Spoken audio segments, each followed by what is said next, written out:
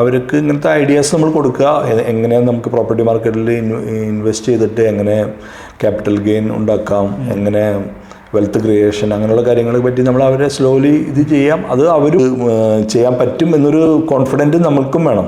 ആ ഒരു അവസ്ഥ ഇങ്ങനെ പാരൻസിൻ്റെ കൂടെ ഈ കുട്ടികൾ താമസിക്കുന്ന സമയത്ത് അവർക്ക് ലോൺ കിട്ടാൻ കുറച്ചും കൂടി എളുപ്പമുണ്ട്, പ്രത്യേകിച്ച് ഇൻവെസ്റ്റ്മെൻറ്റ് പ്രോപ്പർട്ടി മേടിക്കുമ്പോൾ. കാരണം എന്ന് വെച്ചാൽ അവർക്ക് പാരൻസിൻ്റെ കൂടെ അവർ സ്റ്റേ ചെയ്യുമ്പോൾ അവർക്ക് ബാങ്കുകൾ ഒരു നോമിനൽ റെൻറ്റും അതുപോലെ കുറഞ്ഞ ജീവിത ചെലവോ ബാങ്കുകൾ കണക്ക് കൂട്ടുന്നുള്ളൂ.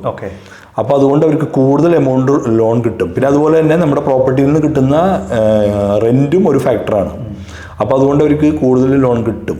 അപ്പോൾ അവർക്ക് ചെറിയ പ്രോപ്പർട്ടികൾ, അതായത് ഇപ്പോൾ വലിയ ഇൻവെസ്റ്റ്മെൻറ്റ് ചെയ്യുന്നതിന് മുമ്പ് എപ്പോഴും നമ്മൾ ചിന്തിക്കണമല്ലോ എവിടെയാണ് നമുക്ക് ക്യാപിറ്റൽ ഗെയിന് ഫ്യൂച്ചറിൽ ചാൻസ് ഉള്ളത്. അങ്ങനെയുള്ള